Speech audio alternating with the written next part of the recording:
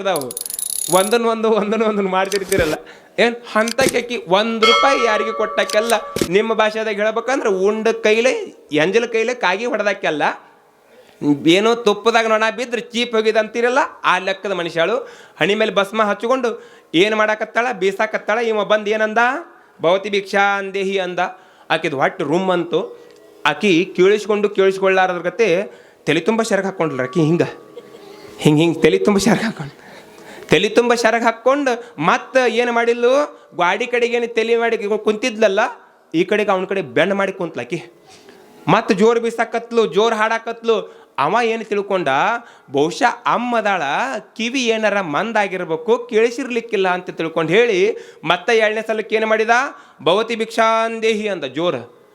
ಇದಕ್ಕೆ ಕಿವ್ಯಾಗ 1000 ಪಟಾಕ್ಷಿ ಹಾರಿಸ್ತಂಗಾತ, ಏನು ಕಣ್ಣಾಗ ದೀಪ ಹಸ್ತಂಗಾತ್, ಎದ್ಯಾಗ ಹಾರಿ ಬಡ್ದಂಗಾತ. ಇದಕ್ಕೆ ಏನು ನೀಡ್ಬೇಕಲ್ಲ ಹೋಗವಲ್ದಿದ್ದು ದಿಕ್ಕೇಡಿ ಅಂತ ಬೈಕೊಳಕತ್ಲು ಮತ್ತೆ ಜೋರು ಹಾಡಾಕತ್ಲು. ಬಹುಶಃ ಅಮ್ಮಗೆ ಕೇಳಿಲ್ಲ ಅಂತ ತಿಳ್ಕೊಂಡು ಹೇಳಿ ಏನು ಮಾಡಿದ 3ನೇಕ ಮತ್ತೆ ಜೋರು ಕೂಗಿದ ಭವತಿ ಭಿಕ್ಷಾಂದೇಹಿ ಅಂಥೇಳಿ. ಏನು ಬೀಸಾಕತ್ತಿದ್ಲಲ್ರಿ ಅದನ್ನ ಅಲ್ಲೇ ಬಿಟ್ಟಾಕಿನ ಹೊಳ್ಳಿ ಬಂದು ನಿಂತ್ಕೊಂಡ್ಲು. ಮುಲ್ಲಾ ನೀ 1ನೇಕ ಕರೆದಾಗ ನನಗೆ ಕೇಳಿಸೈತಿ, ಸುಮ್ಮನೆ ನೀನು ನಾನು ಕೇಳಿಸ್ಕೊಳ್ಳಾರ್ದಂಗೆ ಮಾಡಿದ್ರೆ ಮುಂದೆ ಹೊಕ್ಕಿ ಅಂತ ನಾಟಕ ಮಾಡಿದ್ರೆ ನೀ ಏನು ಬಿಡಾಕ ತಯಾರಿಲ್ಲ, ಏನು ಕೊಟ್ಟಗೆ ನಡೆಸಿ ಏನು ಅಂದ್ಲಕ್ಕಿ. ಕೊಟ್ಟು ನಡೆಸಿನ ಅಲ್ವ ತಾಯಿ, ನಿನಗೆ ಕೊಡಕ್ಕಾಗಂಗಿಲ್ಲ ಅಂದಿದ್ರೆ ಮುಂದಿನ ಮನೆಗೆ ಹೋಗಿ ಅಂದಿದ್ರೆ ನನಗೆ ಅವಾಗ ಹೊಕ್ಕಿದ್ನಿ. ಮತ್ತು ನೀನು ಕೊಡಕ್ಕಾಗಲಾರ್ದಾಕಿ ಹಣಿ ತುಂಬ ಭಸ್ಮ ಹಚ್ಕೊಂಡು ಕೊರಳಾಗ ರುದ್ರಾಕ್ಷಿ ಹಾಕ್ಕೊಂಡು ಲಿಂಗಪ್ಪ ಹಾಕ್ಕೊಂಡು ಮತ್ತೇನನ್ನಾಕತ್ತಿ ಕಲ್ಯಾಣದನ್ನ ಬಸವನ್ನ ನಮ್ಮನೆಗೆ ಬಂದು ನೀವು ಉಂಡು ಹೋಗೋಣ ಅನ್ನಕತ್ತೀಯಲ್ಲ. ಬಹುಶಃ ಏನಾರ ದಾಸೋಹ ಮಾಡೋ ಮಣಿ ಇರಬೇಕು, ಕೇಳಿದ್ರೆ ತಪ್ಪೇನೈತೆ ಅಂತ ಕೇಳಾಕ ಬಂದಿನ ತಾಯಿ, ನಿನಗೇನು ಕೊಟ್ಟ ನಡಿ ಅಂತ ನಾನೇನು ಹೇಳಾಕತ್ತಿಲ್ಲ. ಓಹೋಹೋ ನೀ ಹಾಡಿದ್ದನ್ನು ಕೇಳಿಸ್ಕೊಂಡು ನನಗೆ ಕೇಳಾಕ ಬಂದಿಯೋದಲ್ಲ ಅಂದ್ಲಕ್ಕಿ. ಹೌದು ತಾಯಿ ಅಂತ ಅವ ಅಂತ. ಕೇಳ ನನ್ನ ಮಾತನ್ನು, ನಾ ಹಾಡೇನಿ ನನ್ನ ಚಟಕ್ಕೆ, ಏನು ನೀ ಹೋಗಿ ನಿನ್ನ ಮಠಕ್ಕೆ, ಇಲ್ಲಿಕ್ಕಂದ್ರೆ ಇಲ್ಲೇ ಕುಂದ್ರಸ್ತೇನೆ ನೋಡಿ ನಿನ್ನ ಗೂಟಕ್ಕೆ ಅಂದ್ಲಕ್ಕಿ. ಗೊತ್ತಾಗತ್ತ? ಈ ಲೆಕ್ಕಕ್ಕೆ ಹಾಡೋ ಮಂದಿ ಇರ್ತೈತಿ, ಈ ಲೆಕ್ಕಕ್ಕೆ ದಾನ ಮಾಡೋ ಮಂದಿ ಇರ್ತೈತಿ.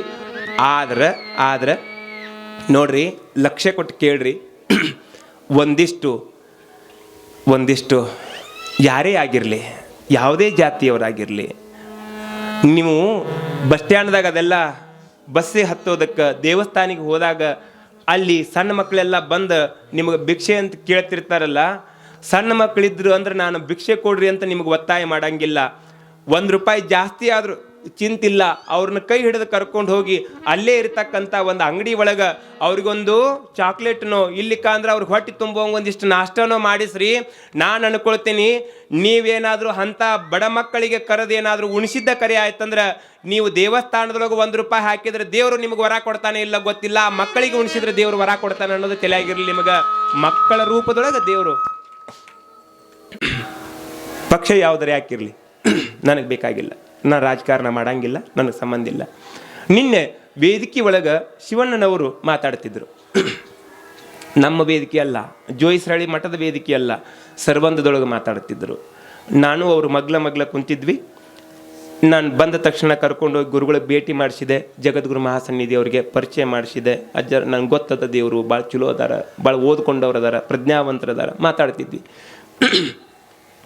ನಂತರ ಅವ್ರ ಮಗ್ಳು ಕುಂದಿರಿಸ್ಕೊಂಡು ಮತ್ತೆ ಅದೇ ನಿಮ್ಮ ಮಠದ್ದೇ ಒಂದು ಇದನ್ನು ಪ್ರೋಟೋಕಾಲ್ಗಳನ್ನು ತೆಗೆದುಕೊಂಡು ಹೋಗಿ ಅವ್ರ ಕೈಯಾಗ ಕೊಟ್ಟು, ಸರ ಹೋಸತ್ತ ನೀವು ಮಠಕ್ಕೆ ಬಂದಾಗ ಒಂದು ದಾಸೋಹ ಭವನದ್ದು ಒಂದು ಇಂಥದ್ದು ಪ್ರೊಜೆಕ್ಟ್ ಕೊಟ್ಟಿದ್ದೆ, ಆಮೇಲೆ ಮಠದ ಮೇಲುಗಡೆಗೆ ಧ್ಯಾನ ಮಂದಿರ ಮಾಡಬೇಕಾಗೈತಿ, ಪಿರಮಿಡ್ ಮಾಡಬೇಕಾಗೈತಿ, ಅದು 40 ವರ್ಷ ಆಯ್ತು, ಸೋರೋದಕ್ಕೆ ಪ್ರಾರಂಭ ಆಗ್ಯದ, ಇನ್ನು 20 ವರ್ಷ ನಾವು 25 ವರ್ಷ ಕಾಪಾಡ್ಕೋಬೋದು ಮೇಲ್ಗಡೆಗೆ ಒಂದಿಷ್ಟು ತಗಡು ಹಾಕಿದರೆ. ಇಲ್ಲ ಅಂದರೆ ಇನ್ನು 10 ವರ್ಷದೊಳಗೆ ಆ ಮುಂದಿನ ಚಾವಣಿ ನಮ್ಮ ಕೈಯೊಳಗೆ ಸಿಗಂಗಿಲ್ಲ. ನಮ್ಮ ಮಠವನ್ನು ಕಟ್ಟೇವಿ ಅನ್ನೋದು ಭಾಳ ಮುಖ್ಯ ಅಲ್ಲ, ಇರುವ ತನಕ ಅದನ್ನು ಜ್ವಾಪನ ಮಾಡ್ಕೊಂಡು ಹೋಗೋದು ಭಾಳ ಮುಖ್ಯ ಆಗ್ಯದ. ಅದಕ್ಕೆ ಅದ್ರ ಮೇಲಿರ್ತಕ್ಕಂಥ ಮೂರ್ತಿಗಳನ್ನೆಲ್ಲ ತೆಗ್ದೀನಿ. ಕಾರಣ ಏನಂದ್ರೆ 11 ಟನ್ ವೇಟ್ ಇತ್ತದು. ಅವ್ರು ಮಾಡಿದವ್ರದ್ದು ತಪ್ಪಂತಲ್ಲ, ಅವಾಗ ಹೊಸಾದಿತ್ತು ಮಾಡಿದ್ರು, 40 ವರ್ಷ ಆಯ್ತು, ಅದ್ರದ್ದು ಅದು ಆವಿಷ್ಯ ಮುಗಿತಾ ಬಂತಲ್ಲ, ಅದನ್ನು ತೆಗೆದೇವಿ. ತೆಗೆದು ಇನ್ನು ಮೇಲೆ ಕಲ್ಲಿನ ಗೋಡಿ ಮೇಲಿನೇ ಸಣ್ಣದೊಂದು ಹೊರುವ ತಾಕತ್ತಿಲ್ಲ, ಮೈಯೊಳಗೆ ಅಷ್ಟಾಗಿ ದಷ್ಟಪುಷ್ಟವಾಗಿ ಇರುವಂಥ ಆಹಾರ ಬಿದ್ದಿಲ್ಲ, ಏನು ನೋಡೋದಕ್ಕೆ ದಷ್ಟಪುಷ್ಟವಾಗಿ ಕಂಡ್ರು ಅಷ್ಟೊಂದು ಗಟ್ಟಿತನ ಇರದೇ ಇರುವಂಥ ಆ ಮಗುವಿನ ಕೈಗಳಿಗೆ ಏನು ಬಂದದ, ಇಲ್ಲಿ ಜೋಳಿಗೆ ಬಂದದೆ. ಯಾವ ಕಾಲಿನಿಂದ ಅಡ್ಡಾಡಿ ಓಡಾಡಿ ತನ್ನ ಕಾಲೊಳಗೆ ಶಕ್ತಿಯನ್ನು ಬರೆಸ್ಕೋಬೇಕಾಗಿತ್ತು, ತಿಂದು ಉಂಡ ಆಟ ಆಡಿ ಅಂಥ ಕಾಲಿಗೆ ಏನು ಬಂದದೆ, ಜಂಗ್ ಬಂದದೆ. ಅಂದರೆ ಜವಾಬ್ದಾರಿ, ಮನೆತನದ ಜವಾಬ್ದಾರಿ ಅನ್ನುವ ಜಂಗ್ ಬಂದದೆ. ಯಾವ ಕೈಯೊಳಗ ಚಿನಿಪನಿ ದಾಂಡನ್ನು ಹಿಡಿಬೇಕಾಗಿತ್ತೋ, ಯಾವ ಕೈಯೊಳಗ ಲಗೋರಿಯ ಬಾಲನ್ನು ಹಿಡಿಬೇಕಾಗಿತ್ತೋ, ಯಾವ ಕೈಯೊಳಗ ಗುಂಡ ಗಜಗಳನ್ನು ಹಿಡಿಬೇಕಾಗಿತ್ತೋ ಅದ ಕೈಯೊಳಗ ಲಿಂಗಪ್ಪ ಬಂದದ. ಚಿನಿಪನಿ ಕೈ ಹಿಡಿಯುವಂಥ ಕೈಯೊಳಗ ಏನು ಬಂದದ? ಬೆತ್ತ ಬಂದದೆ. ಸಮಾಜವನ್ನ ಮುನ್ನಡೆಸುವಂತ ಜವಾಬ್ದಾರಿ ಬೆತ್ತ ಬಂದದೆ. ಎಷ್ಟು ಸಣ್ಣ ವಯಸ್ಸಿನಾಗ್ರಿ, ಎಷ್ಟು ಸಣ್ಣ, ಕೇವಲ 8-9 ವರ್ಷದ ಕೂಸ. ಮಾಡದೇ ಇದ್ರೆ ನಡೆಯಂಗಿಲ್ಲ, ಮಾಡಲೇಬೇಕಾದಂತ ಅನಿವಾರ್ಯತೆ. ತನ್ನ ವಯಸ್ಸಿನ ಹುಡುಗರು ಏನು ಗಿಡದ ಬುಡಕ ಮಧ್ಯಾಹ್ನದ ಬಿಸಿಲದೊಳಗ ಆಟ ಆಡಬೇಕು. ಯಾವ ಹುಡುಗರು ತನ್ನ ವಯಸ್ಸಿನ ಹುಡುಗರ ಆಟ ಆಡ್ತಿದ್ರೋ ತನ್ನ ಕೈಯೊಳಗ ಜೋಳಿಗೆ ಜಂಗಗಳನ್ನು ಹಿಡ್ಕೊಂಡು ದೂರಿನಿಂದ ಅದನ್ನು ನೋಡಬೇಕು. ಯಾರಿಗನ್ಸಂಗಿಲ್ಲ, ನಾನು ಆಟ ಆಡಬೇಕು, ನಾನು ಹೋಗಬೇಕು, ನಾನು ಒಂದಿಷ್ಟು ನಕ್ಕೊಂತಿರ್ಬೇಕು. ಅದನ್ನು ಬಿಟ್ಟು ಏನು ಮಾಡ್ಬೇಕು? ಹನಗಲ್ ಕುಮಾರಪ್ಪ ಮತ್ತೆ ತನ್ನ ಕರ್ತವ್ಯದ ಪ್ರಜ್ಞೆಯನ್ನು ನೆನಪು ಮಾಡಿಕೊಂಡು ಭಿಕ್ಷೆ ಬಿಡಕ್ಕೆ ಹೋದ. ಒಂದು ದಿವಸ ಹೋಗಿ ಭಿಕ್ಷೆಯನ್ನು ಬೇಡ್ಕೊಂಡು ಬಂದ. ನಿಮಗೆ ಗೊತ್ತಿರಲಿ, ಸಾಲಿ ಮಠದ ಮನೆತನ ಅಂದ್ರೆ ಅವಾಗಿನ ಕಾಲದಿಂದ ಬಹುಶಃ ಆ ಮನೆತನದವ್ರು ಬಂದಿದ್ರೆ ನೆನಪಿಟ್ಕೋಬೇಕು ಈ ಮಾತನ್ನು. ಸುಮ್ಮನೆ ಸಾಲಿ ಮಠದ ಮನೆತನ ಆಗಿಲ್ಲ. ಇತಿಹಾಸವನ್ನು ಹೇಳುವಂಥವ್ರು ಮೊದಲನೇ 2ನೇ ದಿವಸದ ಪುರಾಣದೊಳಗೆ ನಿಮ್ಗೆ ಹೇಳಿರಬೇಕು. ಸಾಲಿ ಮಠದ ಮನೆತನ ಮೂಲ ಇಲ್ಲಿದಲ್ಲ. ಎಲ್ಲಿದು? ಹೊಸಪೇಟೆ, ಕೊಟ್ಟೂರು ಅಂತ ಹೆಸರು ಕೇಳಿರಲ್ಲ. ಆ ಕಡೆ ಭಾಗದಿಂದ ಜಂಗಮರು ಆಗಿನ ಕಾಲಕ್ಕೆ ಭಾಳ ಬಡತನದ ಮನೆಯಿಂದ ಬಂದಂಥವರು. ಸಂದರ್ಭೋಚಿತವಾಗಿ ಹಿಂಗೆ ಅವರು ಅಡ್ಡಾಡ್ಕೊಂಡು ಬಂದಂಥ ಸಂದರ್ಭದೊಳಗೆ ಇಲ್ಲಿ ಈ ಊರನ್ನು ಭಕ್ತರೆಲ್ಲರೂ ಸೇರಿ, ಇಲ್ಲ ನಮ್ಮೂರೊಳಗೆ ಒಂದಿಷ್ಟು ಆಚಾರ ಬಲ್ಲಂಥ ಜಂಗಮರ ಕೊರತೆ ಅದೆ, ನೀವೆಲ್ಲ ಇಲ್ಲಿರಬೇಕು, ನಮಗೆ ಶಾಲೆಯನ್ನು ಕಲಿಸ್ಬೇಕು, ನಮ್ಮ ಮಕ್ಕಳಿಗೆ ಶಾಲೆಯನ್ನು ಕಲಿಸ್ಬೇಕು, ನೀವು ಇಲ್ಲೇ ಇದ್ದುಕೊಂಡು ನಮಗೆ ಒಂದಿಷ್ಟು ಆಚಾರ ವಿಚಾರಗಳನ್ನು ಹೇಳಿಕೊಡ್ಬೇಕು ಅಂತ ತಿಳ್ಕೊಂಡು ಹೇಳಿ ಇಲ್ಲಿ ಲಿಂಗ ಮುದ್ರೆಯ ಕಲ್ಲುಗಳು ಏನದಾವಲ್ಲ ಇಲ್ಲಿ ಅವರಿಗೆ ಜಾಗ ಮಾಡಿಕೊಟ್ಟಾರ. ಅವಾಗಿನ ಹಿರಿಯರು ನೋಡ್ರಿ, ಆ ಲಿಂಗ ಮುದ್ರೆಯ ಕಲ್ಲುಗಳನ್ನು ಹಾಕಿ ಜಾಗ ಮಾಡಿಕೊಟ್ಟಾರ. ಮತ್ತು ಅವ್ರ ಮನೆತನಕ್ಕೆ ಸ್ವತಂತ್ರವಾಗಿ ಬದುಕಲಿ ಅಂತ ಆಗಿನ ಕಾಲಕ್ಕೆ ಒಂದಿಷ್ಟು ಆಸ್ತಿನೂ ಬಿಟ್ಟು ಕೊಟ್ಟಿದ್ರು ಅಂತ ಇತಿಹಾಸದೊಳಗೆ ಬರ್ತದೆ. ಹಿಂಗೆ ಈ ಊರನ್ನು ನಂಬಿಕೊಂಡು ಇಲ್ಲಿ ಬಂದು ಉಳಿದು ಏನು ಮಾಡೋದು? ಅವಾಗಿನ ಅಂಥ ಮನೆತನಗಳಿಗೆ ಎಂಥ ಜವಾಬ್ದಾರಿ ಇರ್ತಿತ್ತು ಗೊತ್ತೈತೇನ್ರಿ? ನಮ್ಮೂರು ಮೊದ್ಲನ ಜೋಯಿಸರಹಳ್ಳಿ ಊರು ಏನು ಈ ಕಡೆಗೆ ಸರ್ವಂದದಿಂದ ದಾರಿ ಅದ, ಹೌದ್ರಾ? ಈ ಕಡೆ ಸರ್ವಂದದಿಂದ ದಾರಿ ಅದ, ಈ ಕಡೆಗೆ ಸುನಕಲ್ ಬಿದ್ರಿ ಕಡೆಯಿಂದ ದಾರಿ ಅದ, ಈ ಕಡೆಗೆ ಟಿಡಿ ಕೊಪ್ಪದಿಂದ ದಾರಿ ಅದ, ಈ ಕಡೆಗೆ ಏನು ರಾಣಿಬೆನ್ನೂರು ಕಡೆಯಿಂದ ದಾರಿ ಅದ. ಒಂದು 4-5 ಊರುಗಳಿಗೆ ಹೋಗುವಂಥ ದಾರಿ ಇದೊಂಥರ ಹೆಂಗೈತಂದ್ರೆ ಜಂಕ್ಷನ್ ಪ್ಲೇಸ್ ಇದ್ದಂಗೆ ಅದ. ಏನು ಹುಬ್ಬಳ್ಳಿ ಒಳಗೆ ರೈಲು ನಿಲ್ದಾಣ ಜಂಕ್ಷನ್ ಅಂತ ಏನು ಕರಿತೀವಿ, ಹಂಗೆ ಜೋಯಿಸರಹಳ್ಳಿ ಊರು ನೋಡೋದಕ್ಕೂ ಸ್ವಲ್ಪ ಊರು ದೊಡ್ಡದೇ ಅದ, ಒಂಥರ ಜಂಕ್ಷನ್ ಇದ್ದಂಗದ. ಲಕ್ಷ್ಮಾಪುರ, ಎರೆಕುಪ್ಪಿ, ಸರ್ವಂದ, ಟಿಡಿಕೊಪ್ಪ, ಉಕ್ಕುಂದ ಎಲ್ಲ ಊರಿಗಿಂತ ಸ್ವಲ್ಪ ದೊಡ್ಡದದೆ. ಏನು ಒಂಥರ ಜಂಕ್ಷನ್ ಇದ್ದಂಗದ. ಇಲ್ಲಿ ಒಂದೂರಿನಿಂದ ಮತ್ತೊಂದು ಊರಿಗೆ ಹೋಗುವಂಥ ದಾರಿ ಹೋಗ್ರು ಅವಾಗಿನ ಸಂದರ್ಭದೊಳಗೆ. ಈಗೇನೋ ಗಾಡಿ ಅದಾವ, ಮತ್ತು ಬಸ್ ಸ್ಟ್ಯಾಂಡ್ದಾಗ ಒಂದೊಂದು ದೊಡ್ಡ ದೊಡ್ಡ ಹೋಟೆಲ್ಗಳದಾವ. ಏನು ಹೊಟ್ಟೆ ಹತ್ರ ಕೂತ್ಕೊಂಡು ಊಟ ಮಾಡ್ತಾರೆ, ಚಹಾ ಕುಡಿತಾರೆ, ಮುಂದಿನ ಬಸ್ಸಿಗೆ ಹತ್ತಿ ಹೋಗ್ತಾರ. ಅವಾಗ ನಡ್ಕೊತ ಹೋಗ್ಬೇಕಾಗಿತ್ತಲ್ಲ, ನಡ್ಕೊತ ಹೋಗ್ಬೇಕಾಗಿತ್ತು. ಇದ್ದು ಊರಾಗೆಲ್ಲ ರೈತಾಪಿ ವರ್ಗವೇ. ಮುಂಜಾನೆಗೆ ರಾತ್ರಿ ಒಂದಾಗಿ ಚಂದಾಗಿ ನೀವೆಲ್ಲ ದುಡಿತೀರಲ್ಲ. ಮನೆಯೊಳಗೆ ಅವಾಗ ಯಾರೂ ಇರ್ತಿರ್ಲಿಲ್ಲ, ಎಲ್ಲರೂ ಹೊಲಕ್ಕೆ ಮನೆಗಂತ ಹೊಕ್ಕಿದ್ರು. ಮನೆಯಾಗಿರುವಂಥವ್ರು ಯಾರು ಇರ್ತಿದ್ರಂದ್ರೆ ಸಣ್ಣ ಹುಡುಗರನ್ನ, 2-3 ವರ್ಷದ ಹುಡುಗರನ್ನ ಕರ್ಕೊಂಡು ಹೊಲಕ್ಕೆ ಹೋಗಕ್ಕೆ ಆಗ್ಲಾರ್ದಂಥ, ಮನೆಯೊಳಗೂ ದಡಗಣ ಎದ್ದು ಬಂದವರಿಗೆ ಬರ್ರಿ ಅಂತ ಅಣ್ಣಕ್ಕಾಗ್ಲಾರ್ದಂಥ ವಯಸ್ಸಿನ ಮುಪ್ಪಾನ ಮುದುಕರು ಇರ್ತಿದ್ರಲ್ಲ.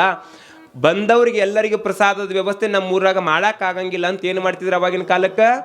ಮುಂಜಾನೆಯಾಗ ಬಂದ ತಕ್ಷಣ ಐನಾರು ಜೋಳಿಗೆಗೆ ಒಂದಿಷ್ಟು ಹಿಟ್ಟು ಹಾಕಿ ಕೈ ತೊಳ್ಕೊಂಡು ಹೊಲಕ್ಕೆ ಹೋಗ್ಬಿಡ್ತಿದ್ರು. ಮತ್ತು ಯಾರೇ ಬಸ್ ಸ್ಟ್ಯಾಂಡ್ದಾಗ ನಿಂತವರು ಕುಂತವರು, ಯಪ್ಪ ಈ ಊರೊಳಗೆ ಏನಾರು ಒಂದಿಷ್ಟು ಯಾರದಾರ ಮನೆಗೆ ಹೋದ್ರೆ ಪ್ರಸಾದ ಸಿಗುತ್ತೈತೇನಂತ ಪರಸ್ಥಳದವ್ರು ಯಾರು ಕೇಳಿದ್ರೆ ಅವ್ರಿಗೇನು ಹೇಳ್ತಿದ್ರು ಎಲ್ಲರೂ? ಅಲ್ಲಿ ಐನಾರು ಮನೆ ಐತೆ ನೋಡಿ ಹೋಗ್ರಿ. ಏನು ಮಾಡೋದು? ಅಲ್ಲಿ ಐನಾರು ಮನೆ ಐತೆ ನೋಡಿ ಹೋಗ್ರಿ, ನಾವೆಲ್ಲ ಹಿಟ್ಟು ಕೊಟ್ಟು ಕಳ್ಸೇವಿ, ಅಲ್ಲಿ ಹೋಗಿದ್ರಿ ಅಂದ್ರೆ ನಿಮಗೆ ಊಟದ ವ್ಯವಸ್ಥೆ ಆಕತಿ. ರಾತ್ರಿ ಬರಲಿ ಹಗಲಿ ಬರಲಿ, ಕೊನೆಗೆ ಒಂದಿಷ್ಟು ಎಲ್ಲರ ಮುಂದಿನ ಊರಿಗೆ ಹೋಗಕ್ಕೆ ಆಗ್ಲಾರ್ದ ವಸ್ತಿ ಉಳಿದ್ರೆ ಬಂದು ಎಲ್ಲಿ ಮಲ್ಕೋಬೇಕು ಅವರು? ಸಾಲಿ ಮಠದ ಮನೆತನದ ಮುಂಭಾಗದೊಳಗೆ ಅಂಗಳದಾಗ ಹಾಸ್ಕೊಂಡು ಮಲ್ಕೋಬೇಕಾಗಿತ್ತು. ಅಂಥ ಮನೆತನ ಯಾವುದಿತ್ತಂದ್ರೆ ನಮ್ಮೂರೊಳಗೆ ಆ ಕುಮಾರೇಶ ಹುಟ್ಟಿರ್ತಕ್ಕಂಥ ಜಾಗ ಸಾಲಿ ಮಠದ ಮನೆತನ ಇತ್ತು. ಬಂದಂಥವ್ರಿಗೆ ಊಟ ಮಾಡಿಸ್ಬೇಕು. ಮನೆಯೊಳಗೆ ವಯಸ್ಸಾಗಿರ್ತಕ್ಕಂಥ ಅಜ್ಜ ಏನು ಕೊಟ್ಟೂರು ಬಸಯ್ಯ ಅದಾನ, ಸಣ್ಣ ವಯಸ್ಸು, ಕೇವಲ 26-27 ವರ್ಷದ ನೀಲಮ್ಮ ಗಂಡ ಇರ್ಲಾರ್ದಂಥ ವಿಧವೆಯಾಗ್ಯಾಳ. ಎಷ್ಟು ಕಷ್ಟ ಅನಿಸಿರು ಮಾಡ್ದ.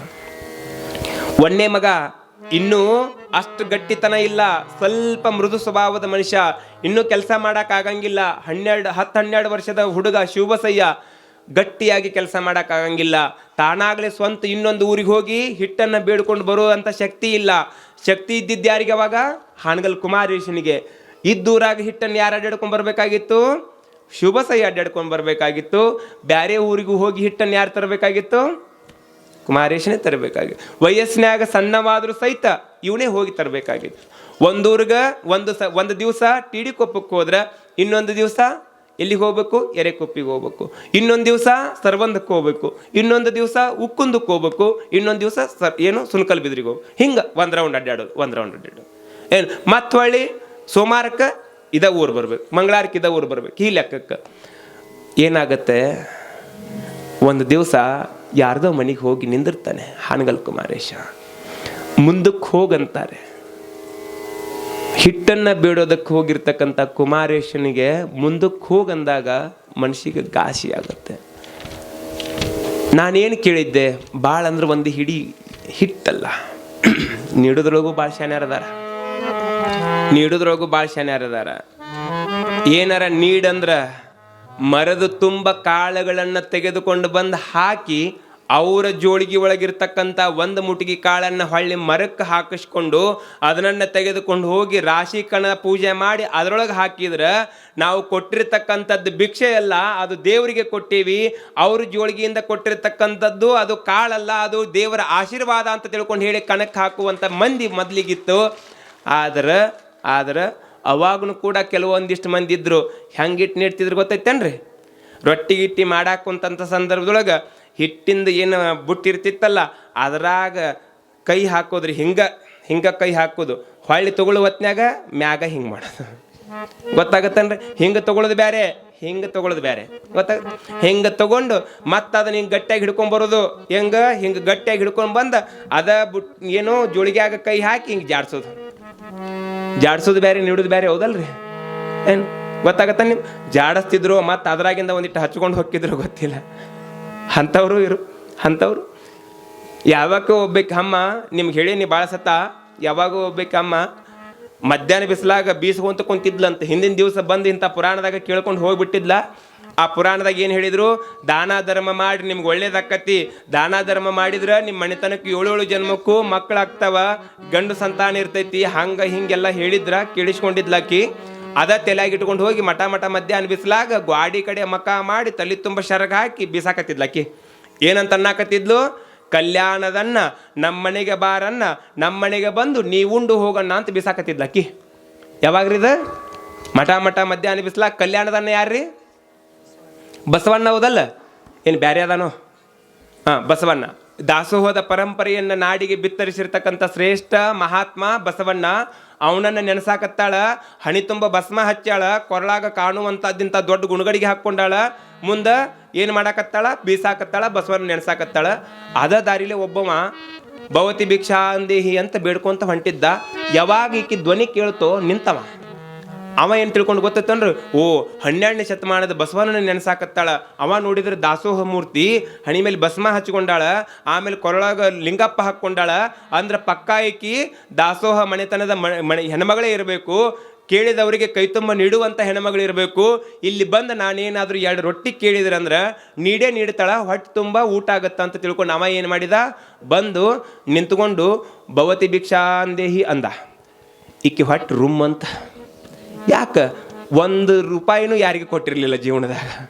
ಏನು ಹೇಳಾಕರ ಬಾಯಿ ತುಂಬ ಶಾಸ್ತ್ರ, ತಿನ್ನಾಕ ಬದ್ನಿಕಾಯಿ ಅಂತಾರಲ್ಲ ಅಂಥ ಮಂದಿದ.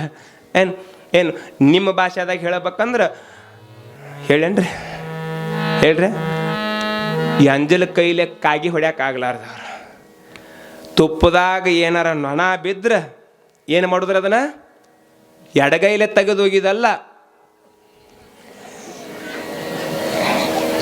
ಯಾಕನ್ನಕ್ರಿ? ನಿಮಗೂ ಆ ಅನುಭವ ಆಗೈತೇನ? ಹಂಗೇನು ಮಾಡಿರಕ್ಕಿಲ್ಲ. ಹೌದಲ್ಲ? ನನಗೆ ಇನ್ನೂ ಒಂದು ವಂಡರ್ ಅನ್ಸಾಕತ್ತೈತ್ರಿ. ಅಣ್ಣಾರ ಪ್ರವೀಣಣ್ಣ ಇವರೆಲ್ಲ ಹೆಂಗೆ ಅದಾರ ಗೊತ್ತೈತೇನ್ರಿ? ಈ ಗ್ರಹಣ ಅಂತ ಏನು ಹಿಡಿದಿರ್ತೈತೆ ನೋಡ್ರಿ. ಗ್ರಹಣ ಅಂತ ಹಿಡಿದಾಗ ಮೊದ್ಲಿಗೆನೇ ಗೊತ್ತಿದ್ರೆ ಅಡುಗೆ ಮಾಡಂಗಿಲ್ಲ. ಯಾಕೆ? ಮಾಡಿದ ಅಡುಗೆ ಚೆಲ್ಬೇಕಲ್ಲ ಅಂತ ತಿಳ್ಕೊಂಡು ಹೇಳಿ ಅಡುಗೆ ಮಾಡಂಗಿಲ್ಲ. ಮನೆ ಆಗಿದ್ದ ಕೊಡಪಾನ ಎಲ್ಲ ರೂಢಿಗೆ ಬರ್ತಾವೆ. ಕೊಡಪಣ ಅಂದ್ರೆ ಕೊಡಪಣದಾಗಿದ್ದು ನೀರು.